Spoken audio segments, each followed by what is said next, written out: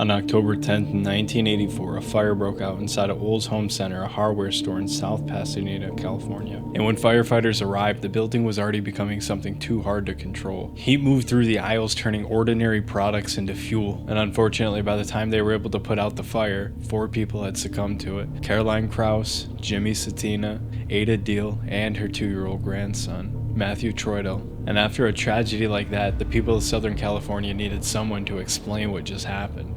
And one of the men that they looked to do just that was Fire Captain John Leonard Orr, because Orr was an experienced fire captain with Glendale Fire Department. He was so well respected that he actually taught other investigators due to his reputation to understanding fire scenes better than most. So when he showed up outside of Olds with a camera taking pictures, people assumed it wouldn't be long until this case was quickly resolved. The official explanation was electrical fire, bad wiring. It was just a terrible accident, but Orr couldn't believe that. To him, the scene didn't sit right. The fire had moved too violently, too quickly. It had trapped people inside before they had a chance to escape. That's a sign of a highly accelerated fire. Had that been an accidental fire, it would have been a wide V, spreading out, mushrooming at the top. This one pulls in. Orr looked at what was left and saw something the others had missed. Someone had set this fire. And if he was right, this wasn't an accident, it was murder.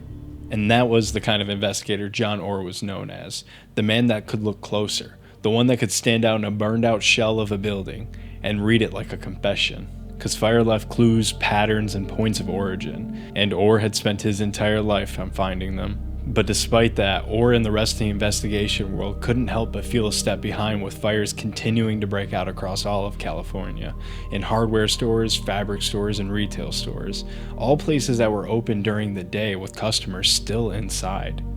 And what made these fires in particular so strange was how quiet they started, hidden somewhere ordinary, and by the time anyone noticed, the flame had already been given enough time to grow. In some scenes, investigators found pieces of a simple delay device, a cigarette, matches, yellow lined paper, and a rubber band. That was all that was needed. Just a cheap little setup that could be placed somewhere flammable and then be left. The cigarette would burn down slowly, giving whoever set it more than enough time to leave before the fire started.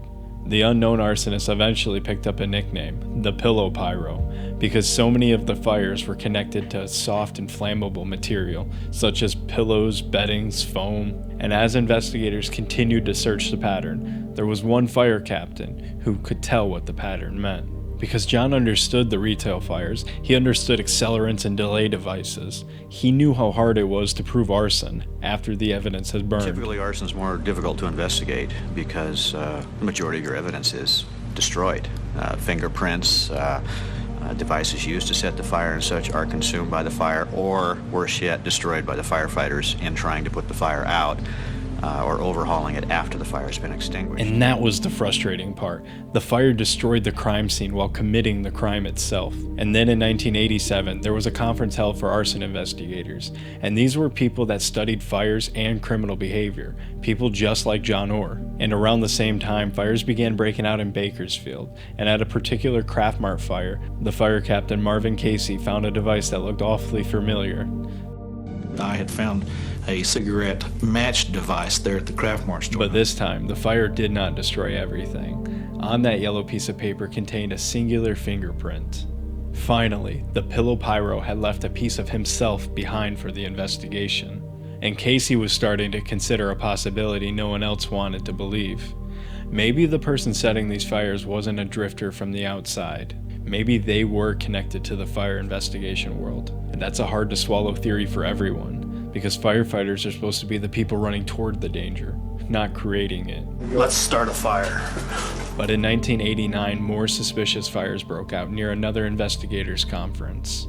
This time it was near Pacific Grove. Now the pattern was becoming even harder to ignore. Casey compared names from the 2 attendees list until he narrowed a list of 200 names down to a smaller group. Prints were checked and leads were followed, yet the case still stalled. The fingerprint had not given them the answer they had hoped for. The Pillow Pyro remained faceless. Perhaps he wasn't one of them after all. With the fires devastating neighborhoods, men like Orr were the kind of experts who could go on TV as the reassuring face. someone who could explain the chaos everyone had just been forced to live through. But by 1991, the Pillow Pyro case was still alive. A reassuring face wasn't cutting it anymore.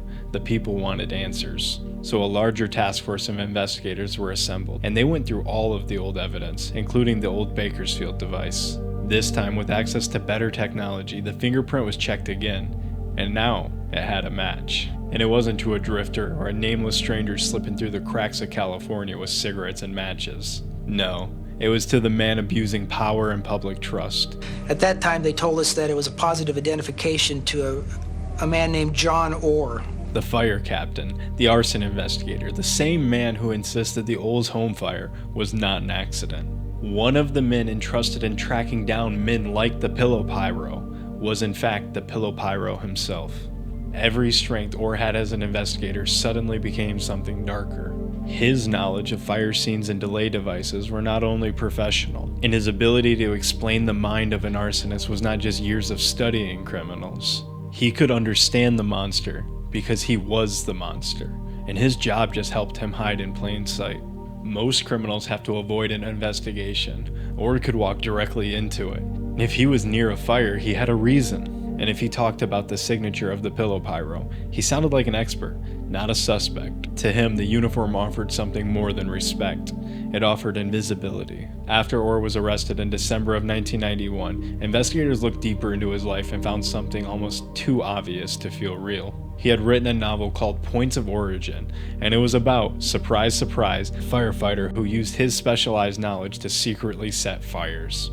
And in one scene, there's a hardware store fire that kills people in a way that looks disturbingly similar to what happened at Olds. Orr maintained that it was fiction, just a story. The entire truth isn't out yet. There's more to the story.